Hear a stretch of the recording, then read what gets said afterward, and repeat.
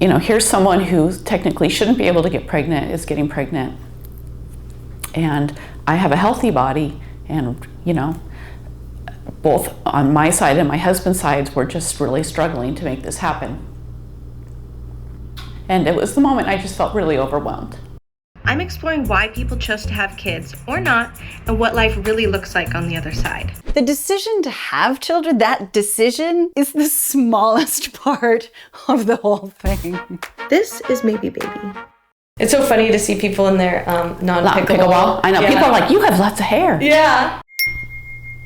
We spent about 2 years trying to get pregnant. I had 2 unsuccessful, non-viable pregnancies. They both ended at different terms. Every month, I would go see my specialist, and we would do, this procedure.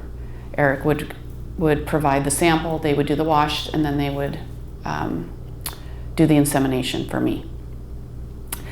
And it was super stressful. It felt like every time I was ovulating, it was on a weekend, so my regular doctor wasn't available. The doctor on call was really creepy, and I didn't like him. And I could just feel myself very anxious about this whole process. Did you, in some ways, feel like you were failing by being unable to have one of your own? Probably. There's always the why isn't it working? Why isn't my body working right? I really felt some of the pressure be lifted off when it was disclosed that it was an issue for both my husband and I. It wasn't just me. I think a lot of women who do struggle with fertility carry a lot of the weight of the blame. Even when it's not assigned, it's our body. We self-assign it.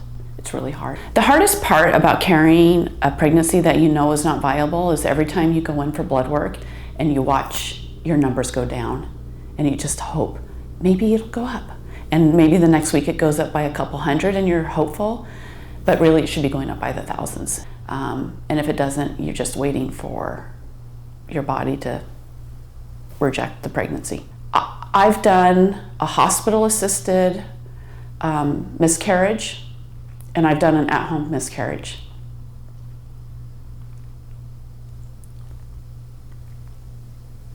Nobody should have to do that at home. That was traumatizing.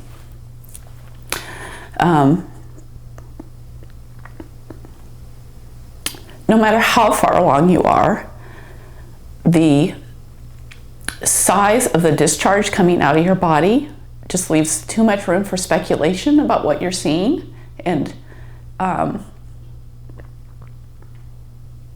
it's just wrong. My own miscarriages otherwise, it felt like part of the process. But I also think I have a different perspective on the grieving or the life itself. Because of my faith, I know that I am still a mother to that spirit, and that when I pass from this life to the next, that spirit child will still be mine, and that we will have a relationship. In a lot of ways, with death, I don't have a typical response because it's not always a sad thing for me. I mean, I miss people, but I know it's not the end, and that brings a lot of peace. I was okay with other people getting pregnant. It didn't bother me when friends and family were having babies, but I do remember toward the end of the process, my sister-in-law, who didn't even have like regular menstrual cycles and had to go on some fertility help to have her first her twins, came to me and said she was pregnant, and it was really early on. And I was happy for her, but I got in the car and I just started crying. And I cried like for the next day. And, you know, here's someone who technically shouldn't be able to get pregnant is getting pregnant. And I have a healthy body, And, you know, both on my side and my husband's sides were just really struggling to make this happen. And it was the moment I just felt really overwhelmed. I'm pretty good at internalizing and carrying that pain. It was that night when my husband was trying to comfort me that he said, "We're done with this. We're gonna go the unconventional route, we will adopt." Pretty quickly started in on that process. Sadly, my sister-in-law had a miscarriage, and I was, you know, kind of angry at her for telling me so early, just because of the pain that it caused me, you know. But I think if she hadn't told me, we may not have reached that point, that catalyst of, okay, now we need to explore other options for our family. And then, of course, how quickly it happened. You've had Bryce for how long, and then you found out you were pregnant? Were you guys still trying, or this was a happy accident? We were not trying. We weren't trying to prevent it, but we were kind of felt like we haven't been able to get pregnant in this 2 years.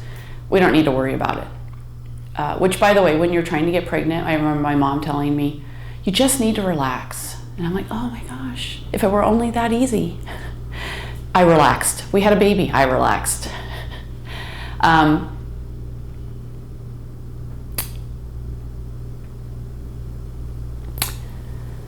Bryce was 6 months old. We had our date with the court to go in and finalize the adoption. That's a really special experience because it's the only nice thing the courts get to do all day. The judge makes a production of it. It's really kind of funny. The week that the adoption was finalized, I found out I was pregnant. I had no pregnancy symptoms. I just remember being in the car and kind of doing the mental math of like, I haven't had a cycle in a while. Took a test and it came back positive, but because I didn't have any breast tenderness or that was actually usually my first clue in when I was pregnant would be that. I didn't have it, everything felt like normal. I thought, no, it's not a viable pregnancy. I didn't even really think about it, but I knew I was pregnant, but I just didn't think it was viable. And I made the appointment with my OBGYN and he sent me for my blood work and everything looked good. And I didn't have to get my arm stabbed every couple days. And I just kept waiting for like, I'll have another miscarriage. I'll have another miscarriage. And I remember calling my mom when I told her I was pregnant. And I said, I just don't think it's going to happen. I don't feel pregnant. And she said, I never felt pregnant. I never had morning sickness. I felt great through all my pregnancies. And I talked to my sister who has 3 kids. I think she pretty much got pregnant on birth control, she was very fertile. And she's like, yeah, I never felt pregnant. I never had any of the symptoms. And I'm like, is this a normal pregnancy? It was. I had a really easy pregnancy. Unless I turned sideways, nobody knew I was pregnant, which was kind of fun. I remember my OBGYN said I wasn't gaining enough weight, and I'm like, I eat all the time. So then I just started eating like biscuits and gravy for breakfast from the cafeteria at work. Probably shouldn't have done that. I had high energy, felt great. Feeling my daughter move, I would do pregnancy 100 times. It was awesome. Bryce was a really fun baby to have around. He just laughed all the time. He was super curious. And so to be experiencing that while growing a child, it was just, that felt like peaceful. The baby room was done, but it wasn't a big process for me. It was like, this is good enough. I felt so complete in the process. I didn't feel like I needed to put in any extra effort because I just already felt like you got everything you wanted. I got everything I wanted already. I don't want to call it superficial, but I didn't need the things of the world to make the experience. I already had and was so appreciative of the experience I was going through. I remember going in on a Thursday to see my OBGYN. She's not dropped, you're not dilated, you're probably going to go long. And then I took Bryce to Yen Louis to have his 1 year pictures retaken because I didn't like the first round. And I got him out of the car and my water broke in a big way. I thought I peed my pants. And I'm standing there and I put him back in his car seat. So he's about 14 months old by then. Put him back in the car seat, touched my leg, smelling it. No, it's not urine, you know. I'm like, I have another month to go. But got home, we had nothing packed. We didn't have the baby bag packed. I was not ready. I took a shower, not supposed to do that after your water breaks, but I had a hat on. I was all sweaty and gross from working in the morning. And I was not having any contractions or anything. Got ready, took our son to my husband's parents' house, visited with them for a little bit, took one last picture outside of the pregnant belly, and went to the hospital, and they would have sent me home if my water hadn't broke, because I was not dilated or anything. So it was just a waiting game at that point. Delivery was uncomplicated, but then there were a few times that Vivian's heartbeat did stop and I had to get in a different position. They put a monitor on her head once I was dilated enough. And so like I'm mid-contraction and they're like, you need to get on your hands and knees. But that was about it. I'm really grateful for the baby class we took, because they said, you know, you can have a ball, or you can do all these things to make the experience better for you. And I wanted the large mirror that they bring in so you can watch the birth. I just wanted to see it. The nurse did not. The nurses were really nice. There was one nurse that I didn't love. She just thought I was nuts for that. And she'd had to go find it though, because I knew I could have it. So for me, that experience of giving birth, it helped me to know how to push. That makes sense. Yeah, they always tell you to push towards your bottom. For me, it wasn't that. For me, it was more like a Kegel vaginal kind of exercise. You need to push more towards there. So it just helped me to see the movement when I pushed correctly. My family came. It was really fun. I did vomit all over my brother. You're not supposed to eat. I was starving.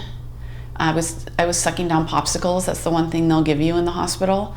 And then I vomited on my brother. So he deserved it. I mean, there were some other fun little things in there that happened, but Any other fun little things? I'm trying to think. Like the nurse came in and she was like, "Oh yeah, I had my children naturally. No epidural." And I'm like, that is the dumbest thing to say to a woman sitting in here asking for an epidural. Eventually my contractions got to the point where I thought it was pretty painful, and they were, probably every minute and a half, and they last for about a minute. So there's not a big break in between. And I think they came in and said I was maybe dilated to like a 5 or a 6, like this was gonna go on for another 12 hours. And I'm so grateful for my OBGYN. Early on, he basically said, he didn't even ask, he said, you will do an epidural. There's nothing in the drugs that we give that will harm the baby, and your ability to relax will actually help the labor progress the way it should. The downside to doing an epidural is I felt like I felt kind of fluish for about 24 hours afterwards. My friends who have done it both ways said they preferred the natural, just because you feel better after. But 12 hours of that contractions getting stronger, I felt like it was worth it to be able to relax. Did you go in being unsure of what? No. You planned on doing an epidural? We never talked about it. We never got to that appointment. So when we got to the hospital, I thought maybe I will try natural. I'll see how long I can go natural. Apparently not very long. And I was really afraid of the needle and the epidural needle and the pain that I would feel with that. I was really anxious about that. For me, it actually felt really good. It felt like an itch in my back, like someone was giving me a nice little scratch. And then the pain was gone, and I was, this was 10 o'clock at night or later, and I was able to sleep for a few hours before I had to do the hard work. So I was happy. Eric was, at 10 o'clock, he was done. So. What do you mean he was done? He does not a late night person. So he emotionally was done, physically he was exhausted, and we knew we had a lot of time, so we just kind of both settled in for the night and went to sleep.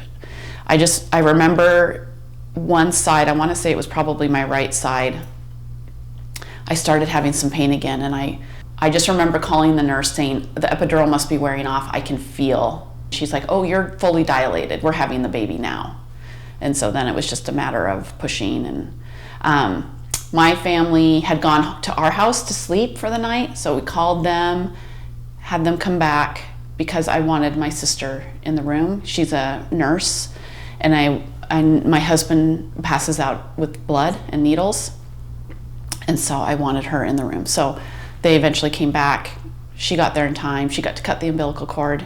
Eric was sitting down. And she helped hold my legs up while I delivered. Wow. And Eric filmed it, which was great.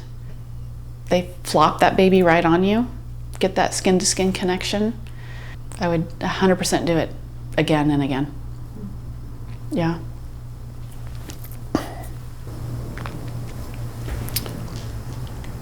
I really wish I could have done it again.